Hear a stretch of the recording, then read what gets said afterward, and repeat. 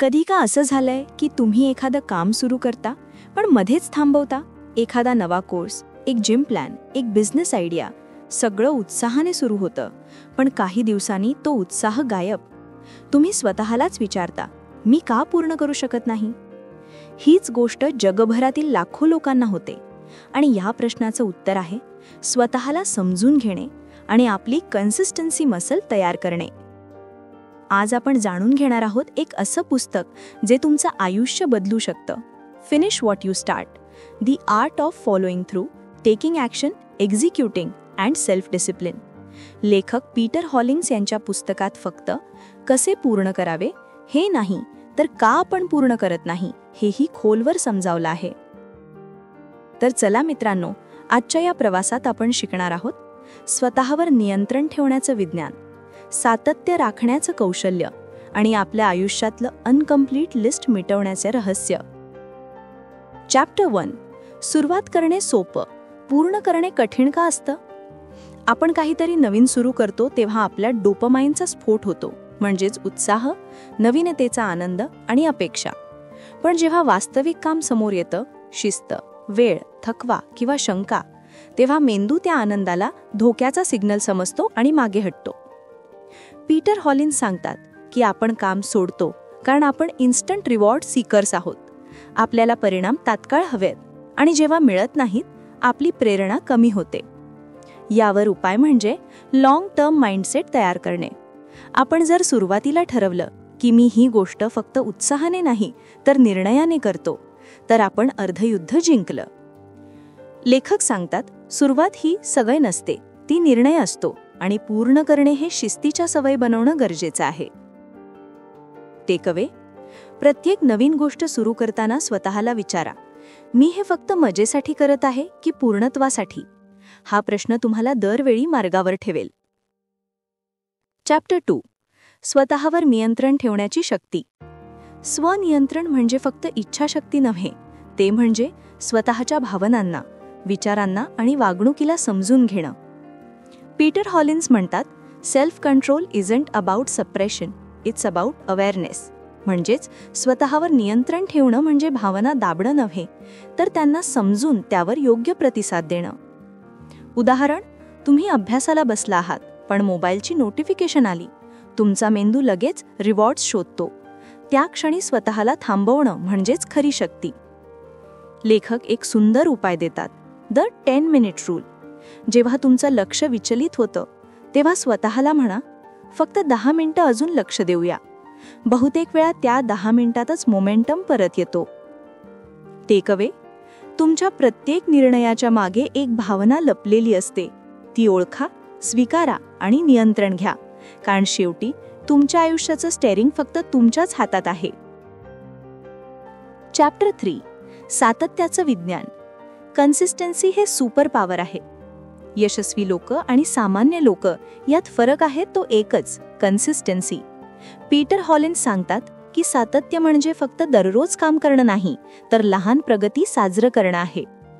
आपण अनेकदा विचार करतो, मी मोठा बदल करेन, पण मोठे बदल सातत्याने केलेल्या छोट्या कृतींनीच होतात. लेखक सांगतात, सातत्य राखण्यासाठी 3 गोष्टी आवश्यक आहेत. 1. क्लॅरिटी म्हणजे स्पष्टता, काय हवंय ते नेमकं ठरवा. 2. अकाउंटेबिलिटी म्हणजे जबाबदारी, कुणाला तरी सांगा की तुम्ही काय करताय. आणि 3. ट्रॅकिंग म्हणजे रोजची प्रगती लिहा, बघा आणि सुधारा. टेकअवे: जर तुम्ही 1% दररोज सुधारलात तर एका वर्षात तुम्ही 37% चांगले व्हाल. कन्सिस्टन्सी म्हणजे डिसिप्लिन प्लस पेशन्स प्लस प्रोग्रेसचा मिलाप आहे. चॅप्टर 4. अपयशाकडून शिकण्याची कला. पीटर हॉलिन्स म्हणतात, failure isn't the opposite of success, it's a checkpoint. अनेक जण अपयश आलं की थांबतात, पण लेखक सांगतात, अपयश म्हणजे फीडबॅक आहे. ते तुम्हाला सांगतं काय चालतंय आणि काय नाही. जर तुम्ही काम सुरू केलं आणि मध्येच थांबलात तर तुम्ही तुमचं ध्येय गाठण्याची संधीच गमावता. पण जर तुम्ही अपयशातून काहीतरी शिकलात तर तेच पुढच्या वेळी तुमचं सर्वात मोठं शस्त्र बनतं. टेकअवे: अपयश आलं की विचार करा, मी यातून काय शिकलो? हा एकच प्रश्न तुमचा संपूर्ण माइंडसेट बदलू शकतो. चॅप्टर 5. फोकस. एक वेळी एकच काम.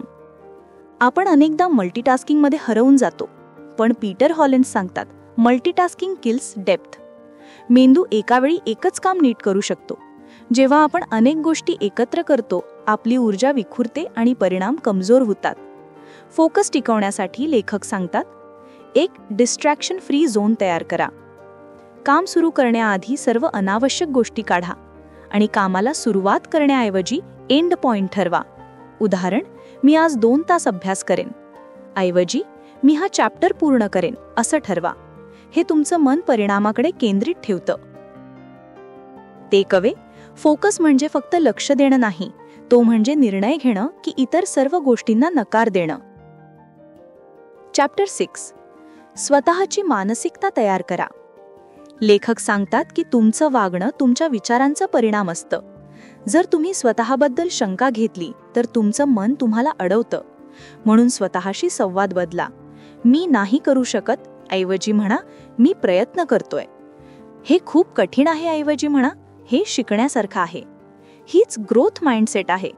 जेव्हा तुम्ही अशा विचारांनी स्वतःला प्रोत्साहन देता तेव्हा तुमची क्षमता वाढते. टेकअवे. तुम्ही जसं स्वतःशी बोलता तसं तुम्ही वागता. म्हणून स्वतःचा सर्वात मोठा मित्र बना, टीकाकार नव्हे. चॅप्टर 7. स्वतःसाठी नियम ठरवा. स्वातंत्र्य तेव्हाच उपयुक्त असतं जेव्हा त्याला मर्यादा असतात. पीटर हॉलिन्स सांगतात, फ्रीडम थ्राइव्स अंडर स्ट्रक्चर. जर तुम्ही रोजचं काम, वेळ, झोप आणि प्रगती यासाठी नियम ठरवले तर तुमचं आयुष्य ऑटो पायलटवर काम करायला लागेल. नियम म्हणजे बंधन नव्हे, ते म्हणजे तुमच्या यशासाठीचा मार्गदर्शक फ्रेमवर्क आहे. टेकअवे. नियम म्हणजे शिस्त आणि शिस्त म्हणजे आत्मसन्मान. कारण जेव्हा तुम्ही स्वतःच्या वचनांचा मान ठेवता तेव्हाच जगही तुम्हाला गंभीरतेने घेऊ लागतं. चॅप्टर 8. लेखकाचा संदेश. पीटर हॉलिन्स सांगतात, तुमचं आयुष्य तुम्ही पूर्ण केलेल्या गोष्टींनी ओळखलं जातं, सुरू केलेल्या नव्हे. या पुस्तकाचा मुख्य संदेश आहे, तुमचं प्रत्येक ध्येय, स्वप्न, योजना ती फक्त कल्पना राहू नये, तिला पूर्णत्व द्या. लेखक म्हणतात, momentum builds when you finish. जेव्हा तुम्ही काहीतरी पूर्ण करता तुमचं मन पुढच्या यशासाठी तयार होतं. हीच चेन ऑफ कॉन्फिडन्स आहे. एक पूर्ण केलेलं काम पुढच्या कामासाठी इंधन बनतं. Author message summary. सुरुवात सोपी आहे, पण पूर्ण करणे महानतेकडे नेतं. स्वतःवर नियंत्रण ठेवा, सातत्य राखा, अपयशातून शिका आणि सगळ्यात महत्त्वाचं, फिनिश व्हॉट यू स्टार्ट. मित्रांनो, जर आजच्या या स्क्रिप्टने तुमचं मन हलवलं असेल तर लक्षात ठेवा, तुम्ही जे काही सुरू केलंय ते पूर्ण करणं हेच तुमचं सर्वात मोठं यश आहे. आयुष्य बदलायचं असेल तर स्वतःला दिलेलं वचन पाळा. लहान पावलांनी सुरू करा, पण थांबू नका, कारण कन्सिस्टन्सी बीट्स टॅलेंट. हे होतं तुमचं बुक बोली. वाचूया, समजूया आणि बदल घडवूया.